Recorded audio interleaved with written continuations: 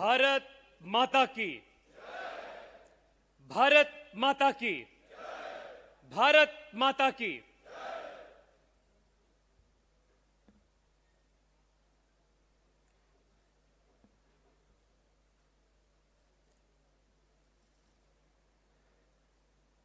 ये मेरा बहुत बड़ा सौभाग्य है कि आज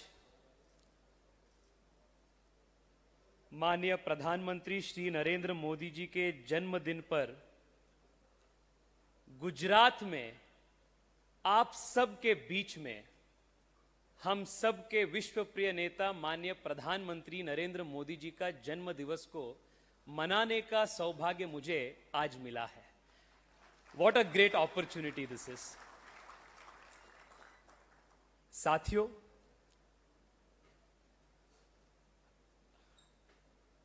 आज मैं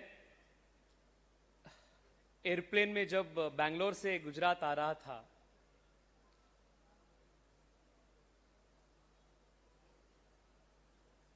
गुजरात के बारे में और भारत के इतिहास में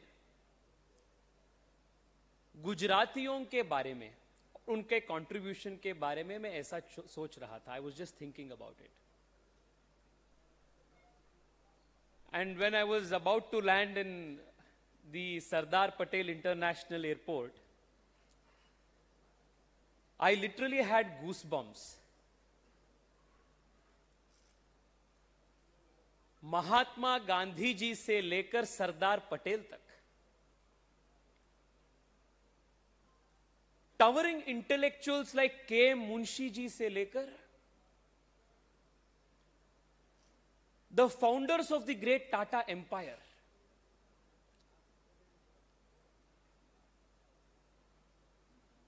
from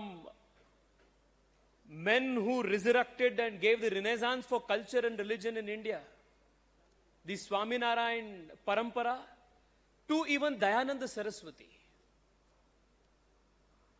to Narendra Bhai and Amit Bhai of today, this Punya Bhumi, this Dharti has given phenomenal sons and daughters to this country who have left an indelible imprint on the cultural, political, economic history of India.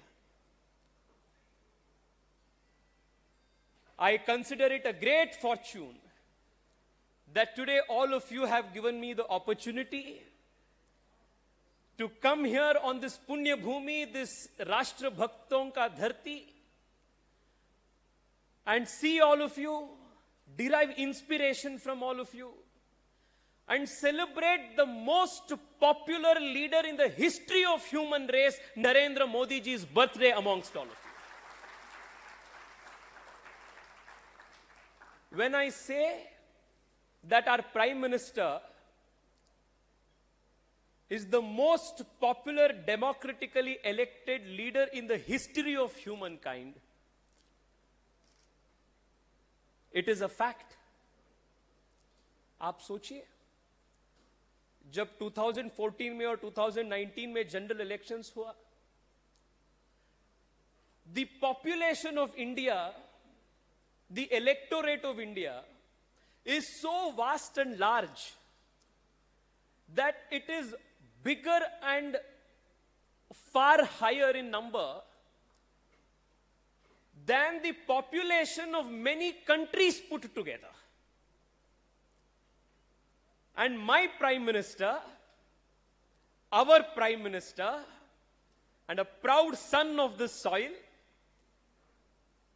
has remained elected as the head of a democratically elected state government and the national government for a continuous period of 20 long years without one day of anti-incumbency.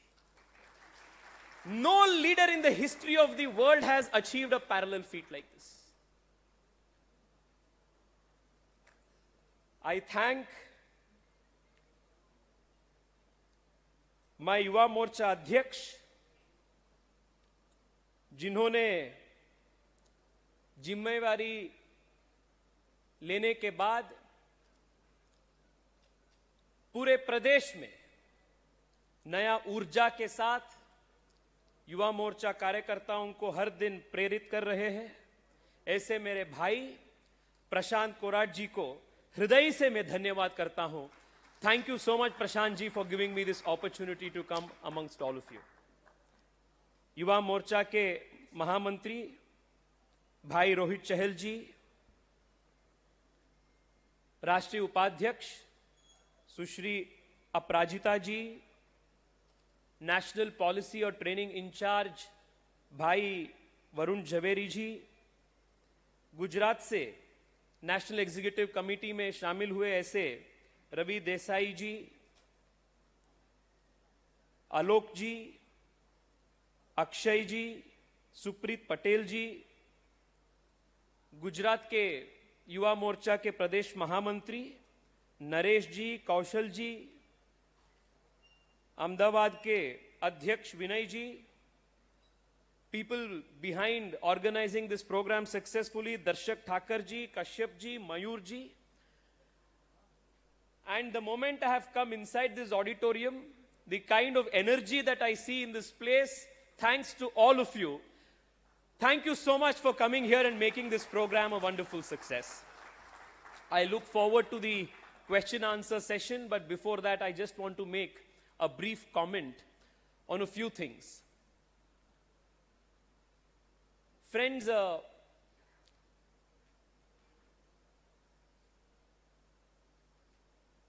in 2012-2013,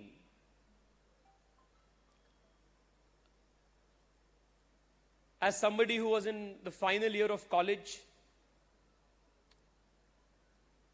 we all were looking at or looking for a change in the country. We were tired of the way politics was being run. We were tired with the way of old India's politics of dividing people, of putting politics over performance. The whole of India was asking for change.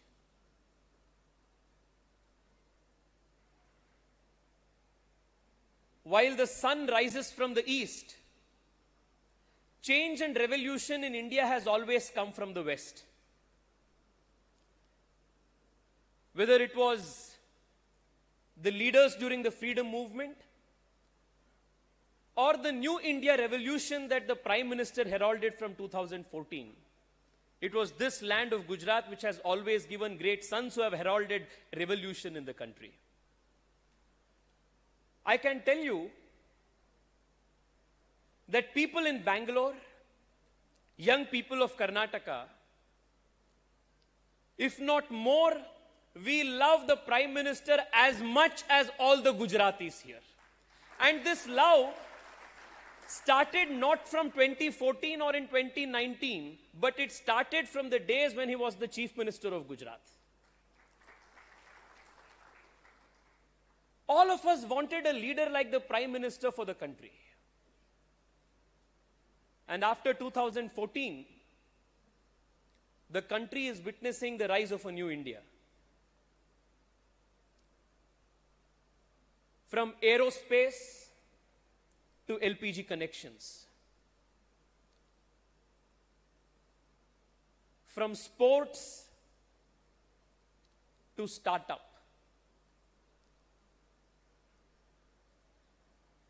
From building roads to envisioning bullet trains.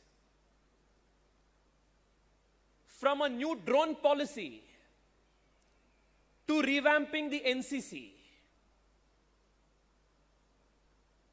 From building toilets in villages to building a new parliament for India. There is no field of life, there is no walk of national life that the Prime Minister has not positively touched in the last 7 years. Gone are those days when we would wake up to newspaper headlines screaming one scam after another. We wake up today to new schemes every day being announced in the interest of the common man.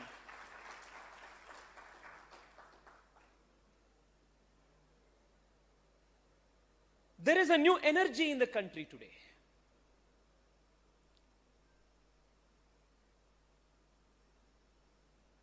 And all of us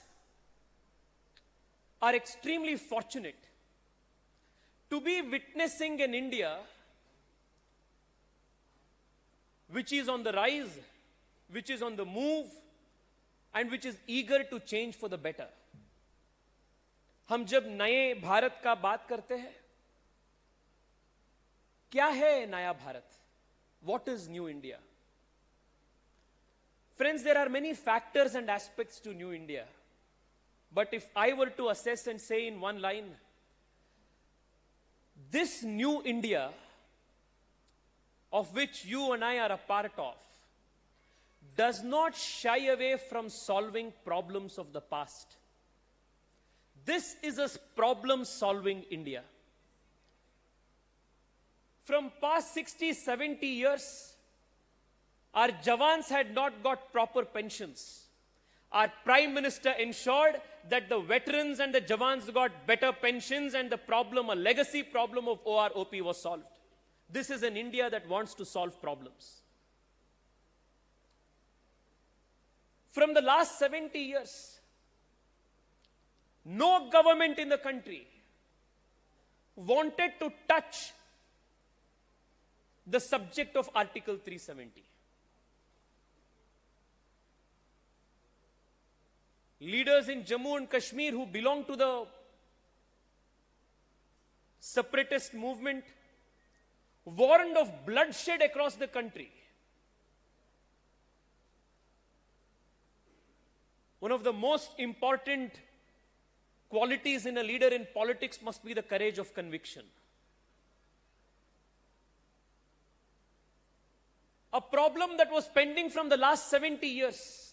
It was my Prime Minister, with our support and the blessing of the young of India, who solved the problem of 370 in a matter of 2 days. The country will ever be grateful. The country will ever be grateful to Amit Bhai and Narendra Modi ji for the great contribution that they have made to extend the Constitution of India to Jammu Kashmir.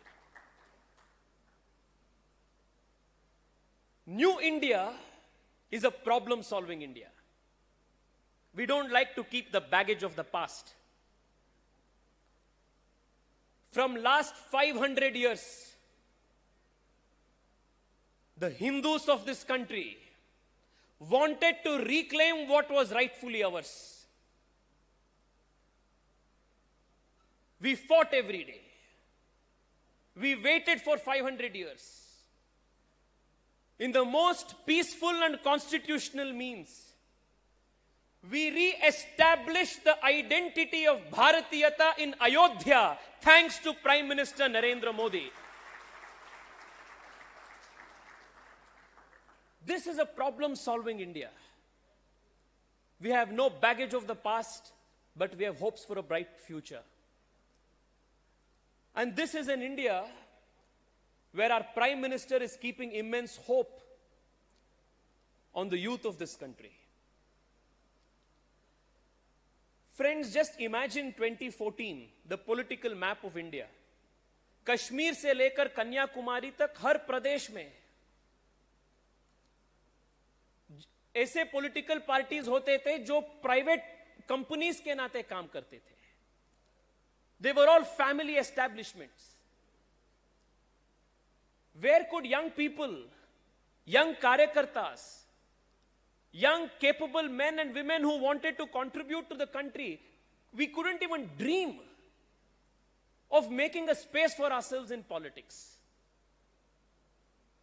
But it is today, thanks to the Prime Minister's vision, the politics that he has changed, that a common man, a young karyakarta like me coming from Bangalore can rise to become the national president of the Bharatiya Janata Party after being elected as the president of the MP from Bangalore.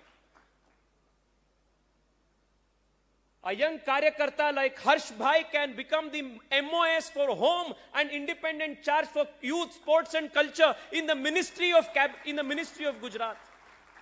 Young people like Nishit Pramanik ji can become ministers in the Union Cabinet. The Prime Minister does not just believe in youth empowerment, he believes in youth-led development. These are the paradigm shifts that have taken place in the country today. From new unicorns coming up, to winning the highest ever medal tallies in Olympics. The country is on the move, the country is on the rise, and it is led by a young India. And today, here I am, in the great land of Gujarat amidst all of you, while all of you are contributing in your own capacity to the economic, social, cultural development of this great land. Together, under the Prime Minister's leadership, we will build a vibrant Gujarat and a Vishwaguru Bharat. And we will build it and see it in our own lifetimes. This is the sankalp that all of us have to take on the birthday of the greatest leader that the country has produced. We will be the best brand ambassadors for Brand India. Wherever we go, we will represent the best of Indian ethos, the best of Indian culture, the best of Indian talent, and the best of Indian genius. Each one of us will be the ambassador who will herald this new change in India. This is the sankalp that all of us have to take on the Prime Minister's birthday. Because he represents everything that is best about being an Indian. I want to thank all of you for giving me this opportunity to come and speak a few words with all of you. And I request all of you today to kindly make a very, very sincere and honest prayer to the Lord. भगवान से हम प्रार्थना करेंगे आज that our Prime Minister must be blessed with the best of health, with a long life, so that he may lead this country, lead all of us into the future which is more hopeful, which is more prosperous, and which is filled with brightness and prosperity for every single Indian. Let our wish be the wish of every single Indian. On behalf of all of you and on behalf of young India, I, on behalf of the Bharatiya Janata Yuva Morcha, wish our Honorable Prime Minister a very, very happy birthday. Thank you, Modi ji, for doing everything that you are doing for the country. Bahut, bahut dhanyawad. Namaste.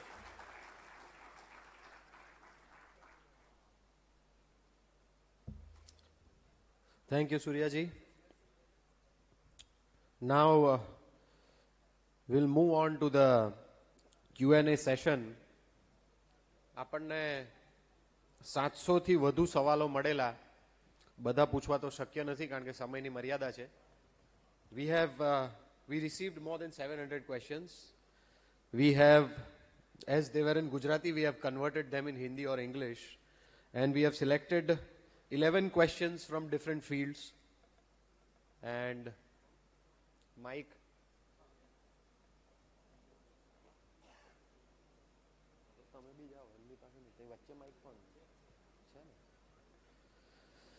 First of all, from Commerce and Industries, CA Ashish Ekwani.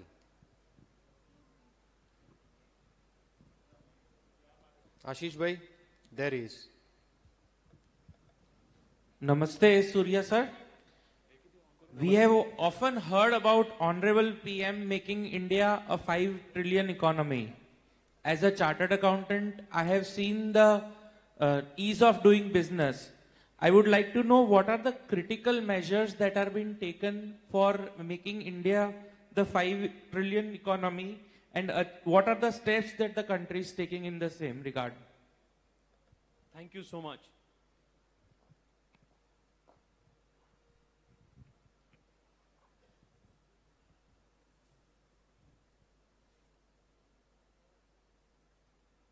Friends,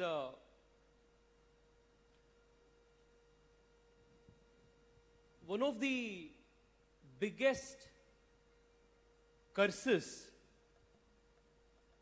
that post-independent India saw, especially in our polity, was the adulteration of our discourse related to economics by misusing the term of socialism.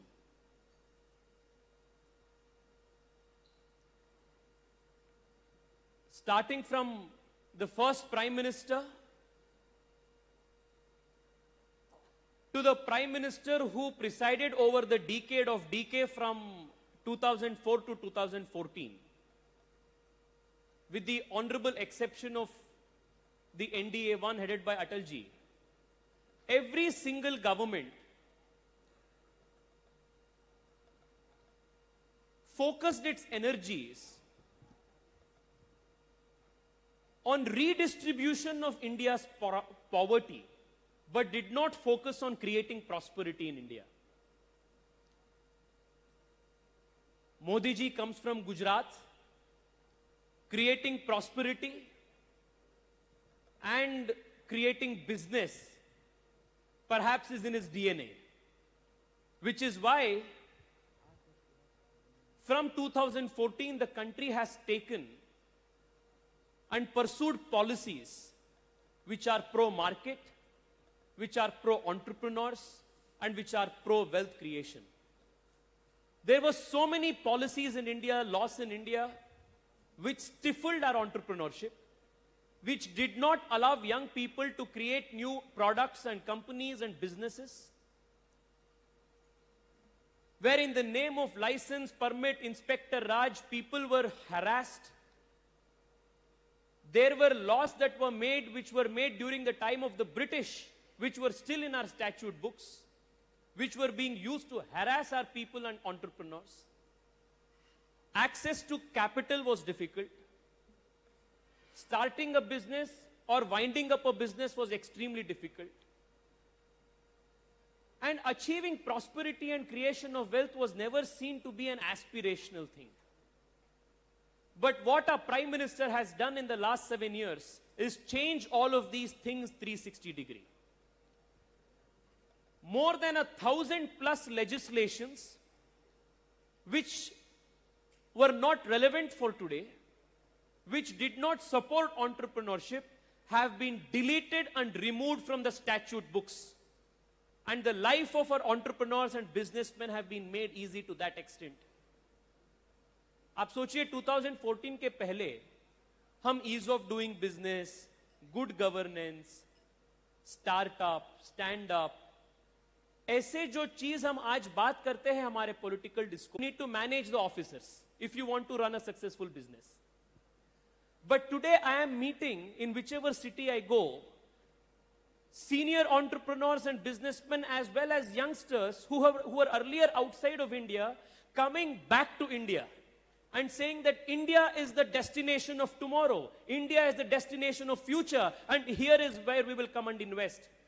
And ask them what has changed, and their answer is one word: Narendra Modi. This is what they say. This is what has changed in India, and overall there is a great positivity even after COVID, when most of the global economies crashed and are still striving and struggling to come up. India has had a 20% jump in a recovery of the economic cycle. This shows the resilience of the Indian economy. So, from Gujarat, the land which has given the Ambanis and Adanis of today, in addition to all the great entrepreneurs who contribute to different parts of the country's economy, I want to assure all of you that I represent a political party, we represent a political party which respects entrepreneurship, which respects wealth creation, which encourages wealth creation and job creation, and unlike the Yuvraj, who will always remain a Yuvraj, will never be coronated, who despises wealth creators and entrepreneurs, we here respect and celebrate entrepreneurship, and we will respect and celebrate every single one of you who will take measures to create jobs in India. Thank you so much.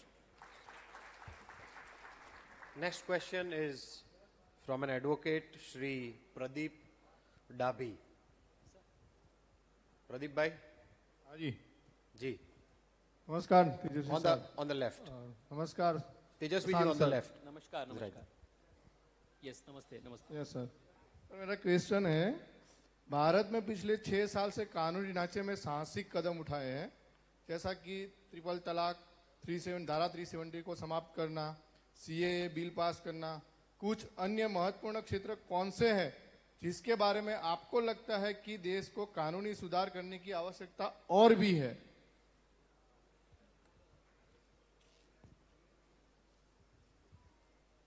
A lot has been done and a lot more needs to be done. But I just want to mention today that what has changed from 2014 to now is that we are witnessing firsthand and feeling firsthand what is political will, what our vote means, and what is the effect and strength of our votes. Triple तलाक के बारे में हम दशकों से बात कर रहे थे. सीएए के बारे में जब से आजादी मिली तब से बात कर रहे थे.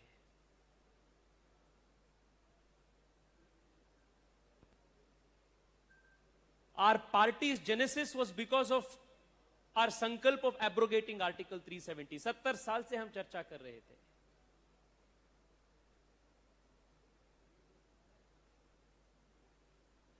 That the country had to have one tax and one nation, one tax was an idea that had born at the time of Atalji but never took forward. The 10 years of Manmohan Ji went waste. That India needed to have a more scientific structural reform when it comes to taxation, direct, indirect, was a long pending idea. But none of these things had moved forward because of lack of political will. What the two great leaders from Gujarat have brought to the country is the political will that is needed to make these reforms and changes. हम जो बोलते हैं वो करते हैं. That is the change that the country is witnessing today. I still remember we were the whole country was watching with bated breath as to what will happen on the 5th of August. MPs in Rajya Sabha, Lok Sabha were issued whips. We all came assembled in the hall. Army troops were being sent to Kashmir. There were murmurs, both in the newspaper, television, and other places, that maybe there may be an amendment to Article 35. There may be a chance of an abrogation of 370. There may be a chance of creating a union territory for Ladakh and Jammu Kashmir. But these were rumors. But no political commentator in the country, no political leader from the opposition or from any side of the political spectrum even believed that all of the three could be done and all the three could be done on the very same day. 370, 35A and unity and territory. All the three were done in one single stroke. Amit Bhai came, spoke, and the matter was done.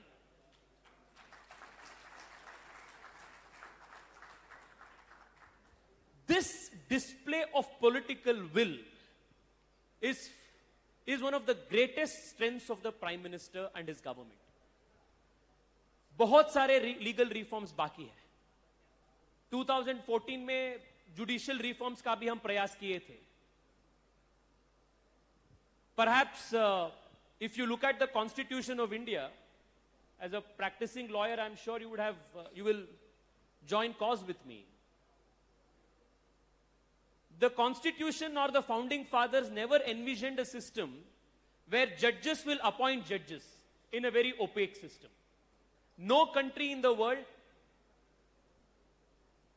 has an opaque system like this. The Prime Minister and the Honorable Law Minister at that time, Arun Jaitley ji, made an attempt to change this system and bringing the National Judicial Reforms and Accountability Bill, which was passed but later was struck down. That is a very important pending reform.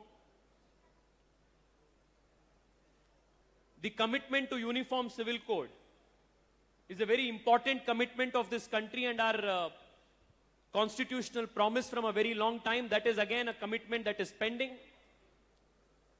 And I'm sure that as a return gift, the Prime Minister will definitely give the country a very good news in the remainder of the term. Very important electoral reforms are required. If we can make transactions amounting to millions of rupees on digital platforms safely, why is it that we cannot introduce a more foolproof system of voting based on electronic methods and digital voting, which will enhance the voting percentage of the country? There has also been a suggestion that Indian citizens who are abroad must also be given an opportunity to vote in India. The Congress party will oppose this because they know that not only the Prime Minister is loved in India, but the amount of love that the NRGs and NRIs show who are outside of India. Imagine if they are also given voting rights, what will be the margin of our victories? A lot more reforms have to be done in the financial sector, starting from indirect taxation to bringing in the direct tax code, which is pending.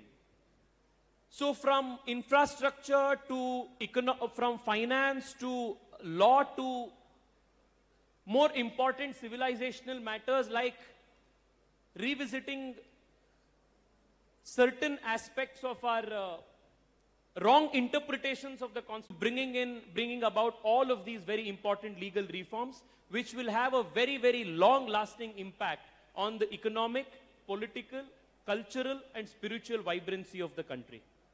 Thank you. Thank you. પાછળ જે કોઈ મિત્રો બેઠા છે એમને ભૂખ લાગી હોય એવું લાગે છે. થોડો થોડો ગણગણાટ થાય છે, પણ તેજસ્વીજીએ એ કોઈ કાર્યકર્તાને ત્યાં લંચ કરવાના હતા, પણ હવે લંચ આપણી સાથે અહીંયા જ કરવાના છે. એટલે આ આખું સેશન પતશે પછી તેજસ્વીજી આપણી સાથે બેસીને અહીંયા હોલમાં જ લંચ કરશે. We'll move on to the new question. It's from Entertainment and Films. Chetan Bhai Dhanani, who is an actor and who is also a national award winner. I would request him to ask his question. नमस्कार तेजस्वी जी, प्रशांत भाई. Sir, जैसे हम सब जानते हैं कि films सांस्कृतिक समृद्धि को बढ़ावा देने के लिए कितनी जरूरी है, सच्चा सही इतिहास जन जन तक पहुंचाने के लिए कितनी जरूरी है. तो रीजनल फिल्म इंडस्ट्री जो हम सब यहाँ हैं, वो और क्या कर सकते हैं और डेवलप और विकास करने के लिए और इस दिशा में, ये आप हमें प्लीज बताएं. Thank you so much for this very interesting question. As a avid film lover and a movie buff myself, I feel India has great potential to encourage our film industry. The film industry provides opportunity for employment to a lot of people. India is blessed with a great geography where we have the deserts and we also have the highest mountain tops. Perhaps this is the only country where we have a place like Cherrapunji which has the highest rainfall in the country, and we also have places in Ladakh where you get the least rainfall in the world. You have the seas, you have the mountains, and every 100 kilometers in the country you will find a new dialect, a new kind of food, a new kind of tale, a new kind of culture, new kind of clothes. We are blessed with such beautiful culture. Subsidies at the state level as well at the central level must be given to encourage more young filmmakers. The Prime Minister has been a champion of the countries, promoting the countries for tourism, promoting the country for showcasing our geographical diversity. In addition to that, we have also been revisiting the rules and policies relating to Censor Board, the Cinematograph Act, and making it more modern. The OTT platforms are today another opportunity to create more content. The new digital rules which have been made are also in the direction of regulating the content and encouraging creation of more content on these OTT platforms. With more creative and young people coming into the film industry, I'm sure India will have a burgeoning film market in the coming days. But with all of you, and especially the young filmmakers of India, I have one small request. Please tell the stories that are there every day around the country, which are integrated with the culture of this land. How many more movies will you do about Jodha Akbar? Show more about Shivaji Maharaj and Rana Pratap, and the people of this country will love it.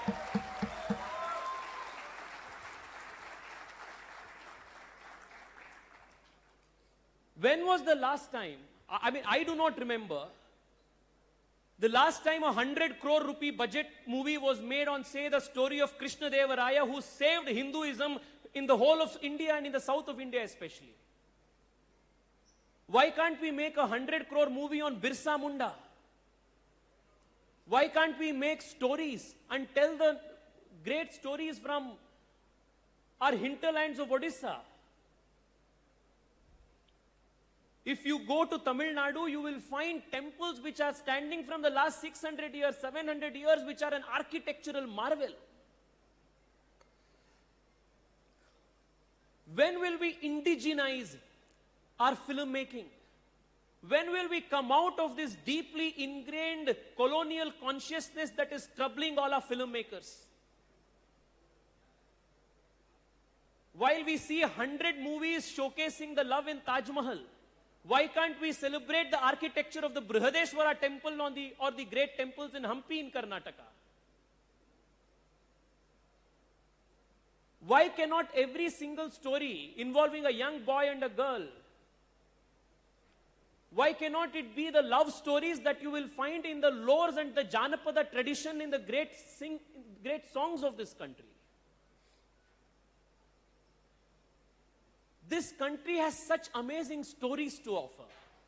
And movies and films are a very, very important platform to transmit and narrate these stories.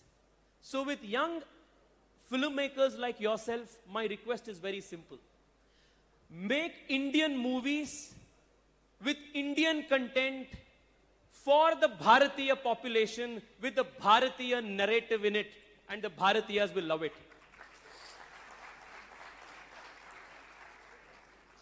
And the country and the government, the policies of the government will support young filmmakers to revisit and rethink and reinvigorate filmmaking in the country. India is a rich country with great talent and great stories. Let us together celebrate these stories and bring and tell these stories to the world. While I'm here, I just have another thought. शायद आप सब Netflix देखते हैं? On Netflix, and even on Amazon and such other OTT platforms, you will find so many new shows that our Israeli filmmakers are doing. How many of you have seen Fauda? Such an amazing series. There's another series that's released recently called Hit and Run, which is again an Israeli produced series, which tell the story of how great the Israeli Mossad is, how great the Israeli army is. Why cannot we make such movies telling the greatness of the Indian army, greatness of the Indian culture, of our temples and traditions and our geography and history? Why is it that for every single movie shoot, we have to go to either Switzerland or Austria? Why cannot we go to Ladakh? Why cannot we come to Run of Kutch? I think we need to decolonize ourselves, come out of this mindset where we try to ape the stories of the West and try to make all our movies and platforms, all our content, a very cheap imitation of the series that come in the West. Let us be original. It is better to be a bad original than be a cheap second-rate copy. Thank you. The next question is from sports. So we have Ishika Tithe. She's a MMA and a kickboxing champion. She's right there. Ishika ji, दूर से ही प्रश्न पूछिए. I'm scared of, all this kickboxing and everything. Acha, you're there. Namaskar, sir. Yes, Thank you. please. My name is Ishika Thite. I'm from Baroda, and I am first professional MMA fighter from Gujarat to be there on the MMA professional Amazing. MMA front. Yeah. So I want to thank the government. As an athlete, we are highly benefited with the reforms that government has made for us. Be it Khelo India, where I also take part in amateur tournaments like boxing and all, Khel Mahakumbh, which happens in Gujarat. So also Olympic podium scheme, due to which we have seen the results in this year's Olympic and Paralympics, right? Amazing performance. So I have a question which I would like to bifurcate in two parts. Firstly, according to you, sir, how do you think the government has made reforms for sports development in India, whichever have been made, and we have seen the development? And part two is, what do you think in future government will come up with new reforms or new plans which would be helpful to us as development in sports? Thank you. And on behalf of all of us, I wish you the very best. You have made all of us very proud. Thank you, sir. Thank you so much. We have been discussing this issue of sports and India's lackadaisical performance in Olympics from a very long time. It beats our common sense, doesn't it? A country of 1 billion people cannot win a dozen gold medals or a dozen medals in the Olympics. And this was our continuous performance all these years. The Prime Minister always keeps telling one thing. I'm sure all of you have been, following him from much closer geographical proximity than me. Soch badle to desh badlega. What did the Prime Minister change after he came to power? The TOPS scheme was started in 2014 itself. If you look at the Prime Minister's area of priorities, after becoming the Prime Minister, he could have started solving, the big problems, foreign policy, big things like this. But a new sports policy in India was as much important to the Prime Minister as a renewed nuclear policy for the country. From 2014, this effort was made. If you interact with young sportspersons, especially the ones who have been selected to the top schemes, they will tell you the difference between pre-Modi days and post-Modi days. Nobody asked you if you were a sports person. We never had a culture of celebrating sports in this country. And even if you were good at, say, athletics or any sport, your parents would be worried. They wouldn't be happy that you are pursuing sports. Arey, we are trying to make our child understand to give up sports, but he is not giving up. This was the complaint. Isn't this true? But from 2014 to now, for 7 years, silently the Prime Minister and the government have supported all our athletes, given them the best of nutrition training, given them the best of coaching, sent them abroad to the best of facilities to get trained. There was a video that was viral on social media where an athlete was saying when he was selected to an Olympic Games, he himself had to pay for his ticket and go there. But today we have a country, we are witnessing a cultural change in the country where the Prime Minister individually calls up the athlete, congratulates him or consoles him if he wins or he loses. This is the kind of cultural change that the country has. let me tell you, my dear friends, in the last so many couple of years, especially after this Olympic performance, in my office in Bangalore, there are streams of young parents who are coming to my office today, bringing their children, who are, say, in 5th standard, 4th standard. Somebody is doing good in table tennis, somebody is in badminton, somebody is doing better. When I was in college, parents were trying to discourage their children from pursuing a career in sports. And today we have parents who are bringing their children to a member of parliament's office and asking, sir, kisi SAI director ko bula dijiye, scheme mein dal dijiye. I think my son can represent India and bring an Olympic gold medal. This is the cultural change. On the Prime Minister's birthday, I want to share with all of you one thought that came to my mind this morning. What will be the biggest legacy of the Prime Minister? It will not be the number of kilometers of road that the Prime Minister has built. It will not be the new speed at which we have built train tracks or electrification of villages or Jan Dhan accounts. All of these which he has done will be remembered with gratitude. But what will be remembered, what will be the biggest legacy of the Prime Minister, in my opinion, is this. The Prime Minister is aiming to bring about a cultural change in the way Indians think, Indians behave, and Indians live. This cultural transformation and bringing about this cultural transformation is a very, very big challenge for any political leader.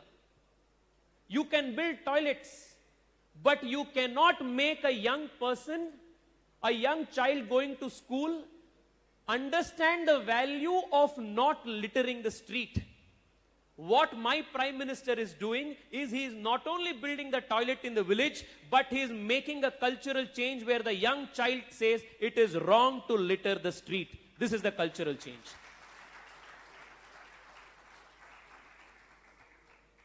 It is easy to build stadiums. It is easy to build running tracks and synthetic tracks and skating rinks.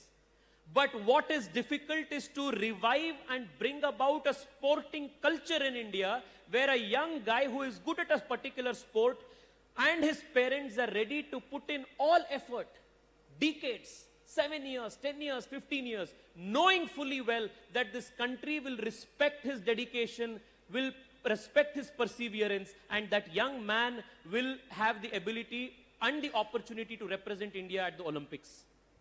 This is a cultural change. हम जुगाड़ करके tax नहीं भरेंगे. This was a culture. हम ईमानदारी से tax भरेंगे. This is a cultural change. That is the cultural change that the Prime Minister has brought. So, many more athletes like you and many more athletes of the future, we can all be rest assured that in the coming years, India will be a sports superpower as well. And our performance in the Olympics will be commensurate to the native talent that we have. And friends, I have taken a lot of time for this answer, but I want to just request all of you one thing. You are all Yuva Morcha Karyakartas. I request our Adhyaksh ji to start a few activities which we are also trying to do from the national team. Our young people must be fit. Our young people must be strong. We cannot have big pot bellies and, running around without physical fitness. We must be like the young, every Yuva Morcha Karyakarta must be the definition of the young man that Swami Vivekananda dreamt of. Muscles of iron and nerves of steel, and an intellect that is sharp, that is razor sharp. This was the kind of dream that the Swami Vivekananda had for every young man. Go to the United States, go to a country like Israel. You will see hundreds of people, all young people on the streets, running in the morning, in the evening, doing yoga, kickboxing, some other physical activity. We are a young nation today. We will be an old nation tomorrow. But we cannot afford to be an unhealthy nation when we become old. That is the reason why our Prime Minister is insisting on Yoga Day. The reason why our Prime Minister is insisting on Fit India movement. The reason why our Prime Minister is encouraging Khelo India. We cannot be happy that we have given a 5 lakh Ayushman Bharat insurance and grow into old age. We have to be physically fit and strong so that India will not become an old and unhealthy country. We will be a old but a healthy and young country. That will be the aim. Which is why I request all Yuva Morcha Karyakartas to make physical fitness and physical discipline, especially an addiction to fitness, a part of your daily routine. My personal request to all of you, I hope, Adhyakshji, you will make some events which will make our young people, our Karyakartas, run, cycle, climb, trek, swim, do all of these things so that we will be the young of India, strong Bharatiyas who are ready to face any battle on the street. Thank you. Thank you, Surya ji. Our next question is from an aspiring startup owner, Trishla Punjabi. Okay. Sure, please go ahead. I'm so sorry. She's an actress. Her name is Bhakti Kumbawat. Kumbawat. Namaste ji. Hegidira. Oh, ಚೆನ್ನಾಗಿದ್ದೀನಿ ನೀವು? Chanagidira. Thank you. So She asked how am I in Kannada. yeah, so I studied in Bangalore, but દિલ તો ગુજરાતમાં જ આવી ગયો એટલે પાછું અહીંયા આવવું પડ્યું. There was no category for my question, hence I had to jump in. Not that I know many of the bodies that you guys have formed, most of them I know, but I've been seeing off lately, especially for the specially abled people, it is hard to get employment. એટલે કે જે specially abled લોકો છે એના માટે employment બહુ અઘરું થઈ ગયું છે. And it is in my inner family, it is my inner circle and my friends. Is there any body which helps all these specially abled people? And my second part of the question is health, because you said that you guys are going to help us find solution. There are no bodies to research on autoimmune diseases, which is now a big thing all across the globe. So this is my, I'm asking for a favor. If you can voice my opinion to Shri Narendra Modi ji on his birthday, I would like to wish him happy birthday.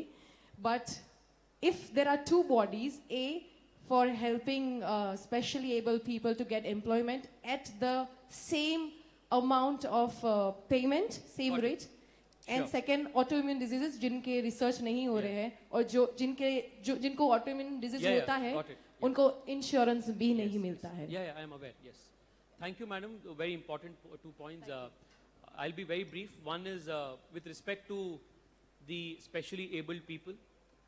It was perhaps the first time in the history of the country that a prime minister recognized their importance and gave them the respect by calling them Divyang. This is a prime minister who respects and has seen them. Just yesterday, the Doordarshan has begun a special effort to translate all cabinet decisions and news in sign language. This is the Prime Minister's commitment to the Divyang people who are as much Indian, as much citizens as all of us. The new education policy also speaks of standardizing the sign language in the country. These were things no government or no Prime Minister ever bothered to do. Divyang is not a vote bank. But for our Prime Minister, he never practices vote bank politics, which is why even the most vulnerable sections matter to him the most. It is very important that we bring in the importance of treating the Divyang community in a very special manner in all our political discourse, public policy, urban design, all of these things. We have to make efforts in that direction, and a culture has begun in that direction in the country in all earnestness. Insofar as the autoimmune disease part is concerned, India till now does not have a rare diseases policy. In fact, in the last 2 years, I have met with the Honorable Health Minister, earlier Dr. Harshvardhan ji 4-5 times. I have written to him 5-6 times about bringing in a rare diseases policy for India.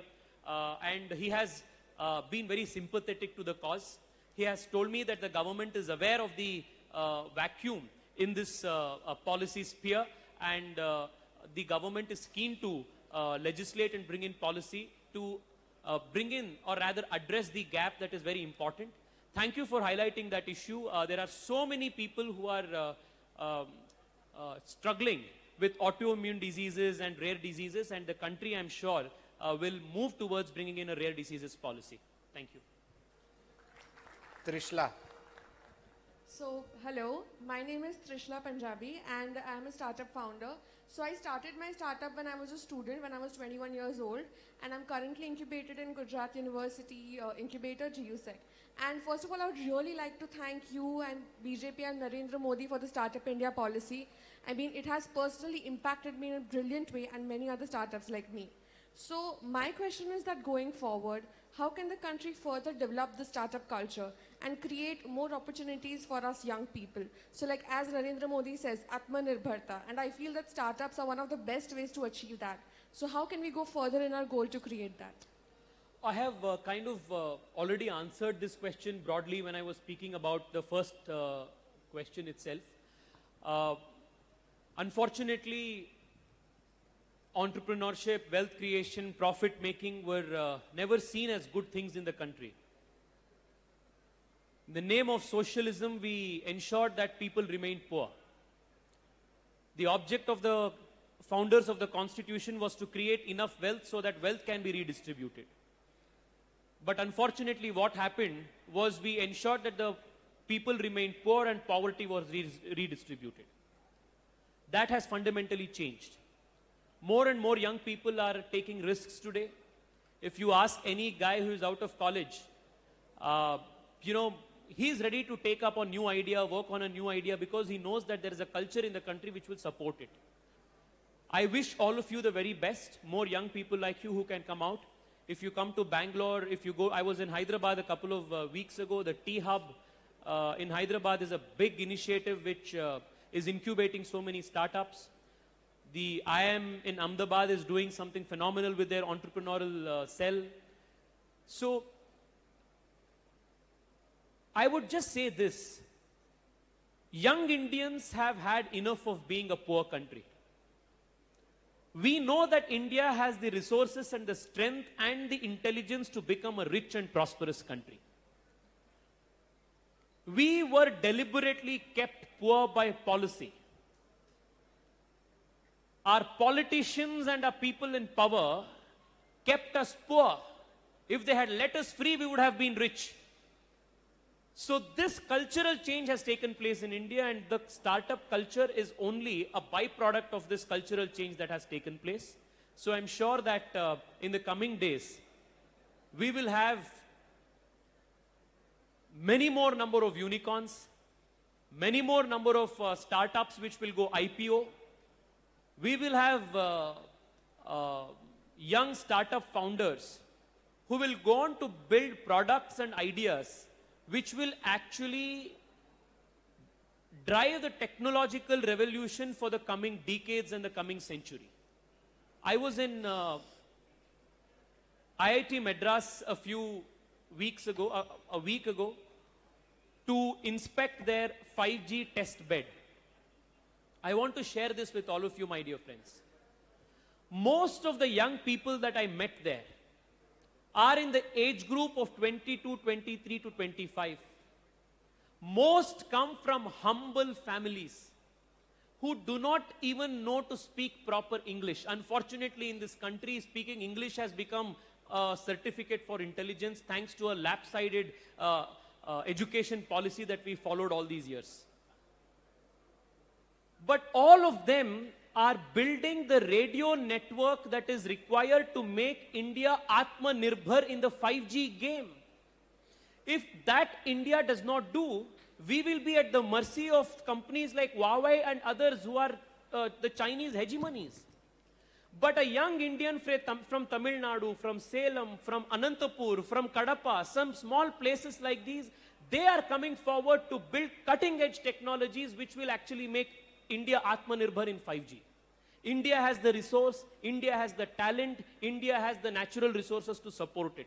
What it was lacking was far-sighted political leaders who wanted to create prosperity in India, Prime Minister Narendra Modi ji has changed this whole thing, and he's respecting wealth creators, respecting entrepreneurs. From IBC to allowing Indian IPOs to invest in foreign exchanges outside of the country, big transformations are taking place. So be rest assured that India will see a more buoyant and more vibrant startup culture and ecosystem in the coming days. And all the very best to you.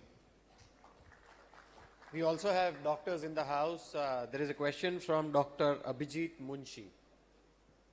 Dr. Abhijit Munshi.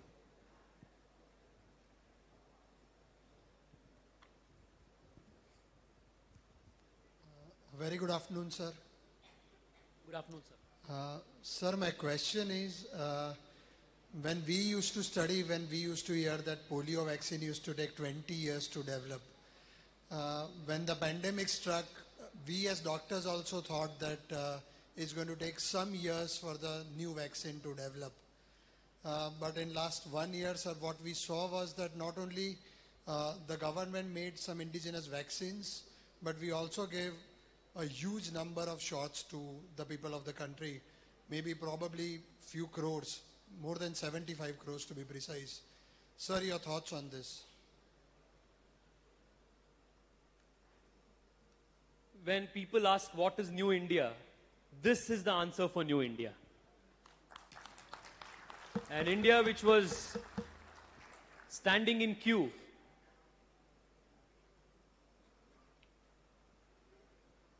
waiting for sympathy or indulgence from a superpower, is now an India which will, on its own term, not only negotiate the best things for itself, but also supply the necessary material for the welfare of the world. The world today knows where the virus came from.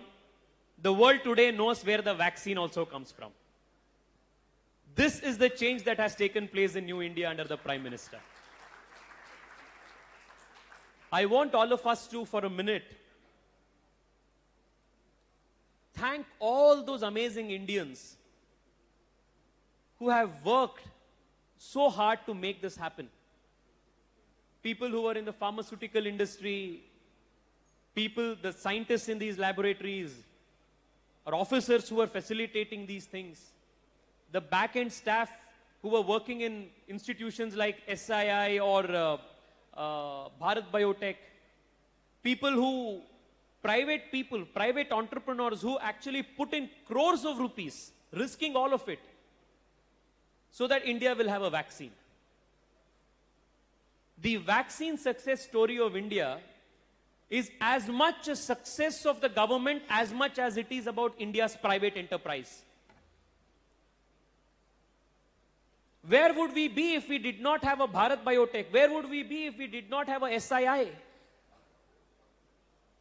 This is a very important lesson to be learned for all of those people who still follow the lopsided economic policies of Rahul Gandhi and his company. If you kill private enterprise, you will kill India. If you make villains out of our entrepreneurs, you will keep India poor. No wonder they are celebrating today as the National Unemployment Day.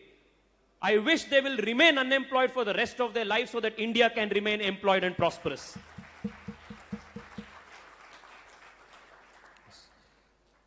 Though we have 5-6 more questions, but let's take a last question. We're short on time, so I would request a young corporator from Ahmedabad Municipal Corporation, Dr. Chandni Patel. Chandni ji, namaste. Namaskar, sir. Dr. Chandni Tejas Patel, AMC Councillor, Deputy Chairman in Hospitals Committee. Sir, I was firstly working as a doctor in my village, Shavadi, stated in Lamba ward, and working as a Karyakarta in Bharatiya Janata Party also, sir. My ward is a very backward area, than the other areas in Ahmedabad. And that's why I come forward for my area and for improving my area's conditions. And our Bharatiya Janata Party supporting me and believed in me as a young corporator, and that's why I thanking Bharatiya Janata Party. Thanks a lot. And sir, you are the big inspiration for me as a youth. And sir, please, you are the also inspiration for all these youth generation presence over here, and other generation also who are wants to make their career in the politics. Sir, please give a motivative message for all the youth who are present here and want to make the career in politics. Sir, please tell something. बहुत बहुत धन्यवाद. Thank you, sir. I think for anybody who aspires to be in public life and in politics, there cannot be a bigger motivation and inspiration than our Prime Minister. For millions of Karyakartas like me, the Prime Minister, his life, his journey has been and continues to be a very, very big source of inspiration. There was one particular interview where the Prime Minister has very beautifully said, "Do not dream of what you want to be, but always dream of what you want to do." I think for anybody who aspires to be in public life, it's a great, great message. If we aspire to be a holder of any particular office, our idea, our aspiration becomes very limited and very personal. And anything in life which is limited and personal will always bring distress and will never be celebrated in gloriously. Any idea which is beyond me, which is beyond you as an individual, any idea which is impersonal, will always motivate us with more energy. So, जो भी राजनीति में आने के लिए चाहते हैं, माननीय प्रधानमंत्री जी का जो सोच है, जो विचार है, बनने का मत सोचो, काम करने का सोचो. I think is the greatest message for motivation for everybody, because that way you will be focused on your work and not on the perks or the offices or such other things which is related to it. Thank you so much, and I wish you the very best. It is so nice to see young elected representatives coming forward like this. Friends, I want to tell all of you this thing. The greatest asset in this country today, if the country has remained as a democratic country in all vibrancy today, it is thanks to the Bharatiya Janata Party. In no other country, in no other political party in the country, will you find a culture where young people are noticed, groomed, supported, and encouraged to be the leaders of tomorrow. Where are the leaders from the Congress party? Where are the next generation leaders from the Congress party? If you were to ask me who are the faces of the Congress, of the BJP in Gujarat, I would say, look here, Prashant Koratji is the future. Look here, Varun Jhaveri is the future. Look here, Ravish Patelji is the future. Look at all of these young people from Gujarat. We have a system in place which grooms young people.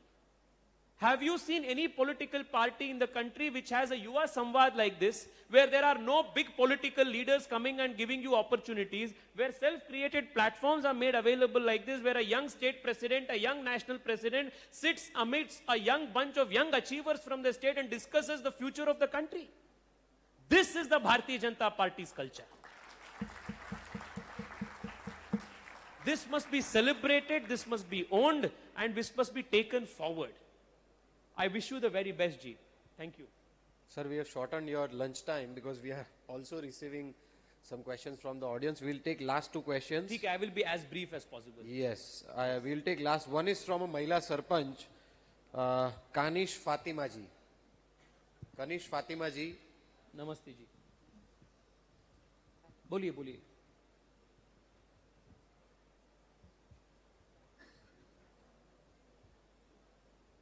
गाँव में आगे ले जाने के लिए क्या करना पड़ता है? आवाज नहीं आ रही है. गाँव में आगे ले जाने, गाँव को आगे ले, थोड़ा माइक नजदीक हाँ रख के बात करिए. गाँव को आगे ले जाने के लिए क्या करना पड़ता है?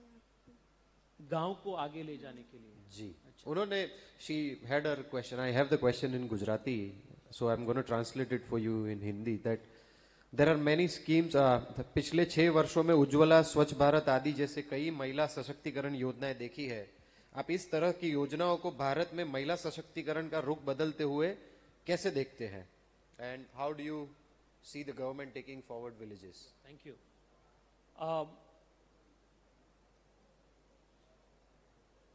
Like I said in my opening remarks, the Prime Minister has touched every aspect of national life, whether it is through the Smart Cities mission trying to bring urban infrastructure, or to create better infrastructure in the rural areas through whether Prime Minister Awas Yojana Grameen, Pradhan Mantri Awas Sadak Yojana, or the Ujjwala Yojana, or the Ujala Yojana. All of these are aimed at easing the life and improving the quality of life of the rural woman in particular and the rural population in general.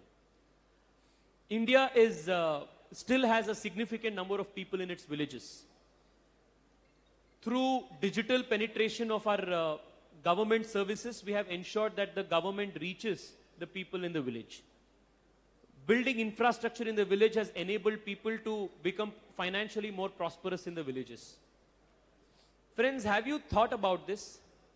The very first address of our Prime Minister in 2014, August 15th, the very first speech from the Red Fort, he could have spoken about some really fantastic big issues, you know, foreign policy, this, that, big things.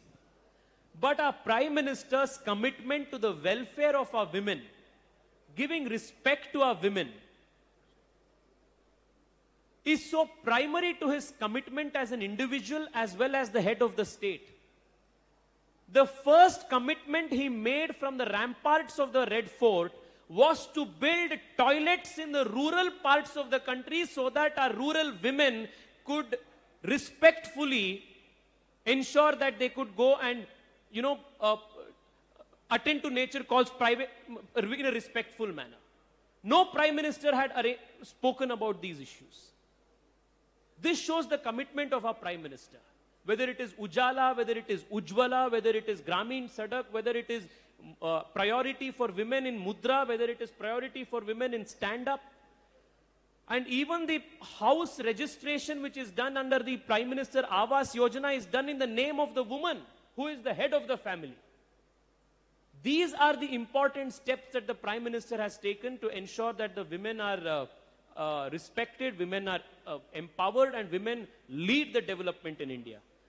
While Rahul Gandhi thinks that the sign of women empowerment is taking photographs with women, our Prime Minister feels that the real way to empower the society and lead women is to give the highest number of representation for women ministers in the Union Cabinet and in the Council of Ministers. This is the difference in the thinking between two leaders. We'll take one last question from teacher, Dr. Mukesh Khatik. Mukesh bhai. What time should we leave here?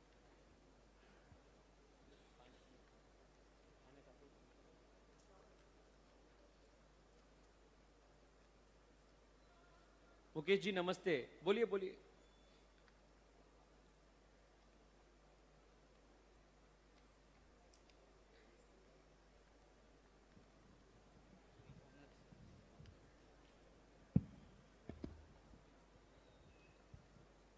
नमस्कार sir, मैं शिक्षा के क्षेत्र से जुड़ा हुआ हूँ, इसलिए मेरा प्रश्न शिक्षा नीति से रिलेटेड है। हाल ही में भारत में नई शिक्षा नीति की घोषणा की गई है और आपने कई विभिन्न मंचों पे इस शिक्षा नीति की बात की हुई है। इस शिक्षा नीति के 3 बड़े कदम कौन से हैं? Thank you sir. Thank you. The national education policy is a very big question. We are running short of time. I will try to keep my answer as brief as possible. This is the first education policy that is coming out after 36 years. In the last so many years, our education policy was focused more on making Indians a second-rate copy of the West than encouraging us to be our original geniuses. The first big step the education policy is taking is to revisit the pedagogy and ensure that every single Indian will have an opportunity to choose the kind of subjects and the stream of education which is commensurate with his aptitude. There was an artificial divide between arts and sciences. That artificial divide is now taken away. You can pursue the choice of your subject, the subject of your choice. The national education policy is also making a concerted effort towards Indianizing the education system. What do I mean by this? Friends, I come from Karnataka. I will tell you, when I was hearing Prashant ji speak and during the course of the day today, at least 60-70% of the words that are used in Gujarati are common in Kannada. But unfortunately, the education policy did not provide us with a link language which was Bharatiya in nature, while we were all made to become slaves of the English language. I do not say that not learning English is okay or it is not important. But we delegitimized and deprioritized learning of Indian languages.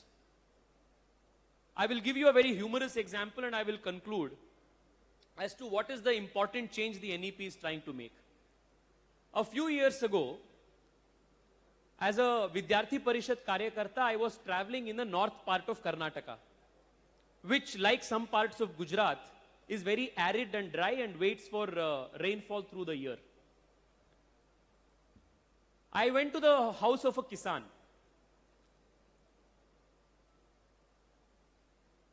We were talking. After some time, the young child of the Kisan, of the farmer, came home from school. And I think he was a very good boy, the typical Adarsh Balak, who immediately after coming home opened his bag and started making his homework. And he started memorizing a particular rhyme. And the father was very upset. And I was very surprised. Here is a son who just after coming back from school is already starting homework, and the father is unhappy. मैं उनसे पूछा, sir आपका बालक तो बहुत आदर्श दिख रहा है, होमवर्क कर रहे खुद पे बैठ के, why are you so upset about it?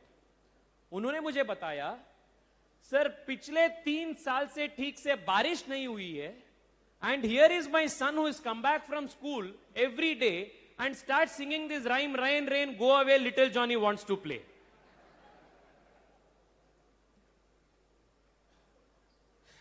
Matlab, our textbooks, the content in the textbooks, the language of teaching had no relevance to our culture, our soil, and our immediate surroundings. What the national education policy is trying to do now is to Indianize education and make sure that what we learn in school will actually help us in life. It will also make India ready for the future. The national education policy does not only give importance to teaching of Sanskrit and Indian regional languages at all levels, but it also says we must start learning subjects like coding and artificial intelligence at, say, the primary level itself. So the national education policy, which is the brainchild and the vision of the Prime Minister, will correct a very, very important historical wrong. The historical wrong was this. The Britishers made an attempt to make Indians deracinated from their roots and intellectually inferior so that they will not be able to contribute effectively to the growth of the world and to the growth of the country. The National Education Policy 2020, under the leadership of the Prime Minister, will make India ready for the 21st century. make all of us, our children, Bharatiya in the true sense of the word, who will be rooted to his traditions, but will also be the torch bearer of modern scientific thought for the world. This is going to be the hallmark of the Prime Minister's 21st century making of India. That's the contribution of the NEP. Thank you so much, sir. It was wonderful talking to all of you. I have taken so much of your time. You guys have been a wonderful audience. Thank you so much, Gujarat. Thank you so much, all of you. Together, under the leadership of our Prime Minister, let's build a vibrant India, a Vishwa Guru Bharat. बहुत बहुत धन्यवाद. Thank you so much to all of you.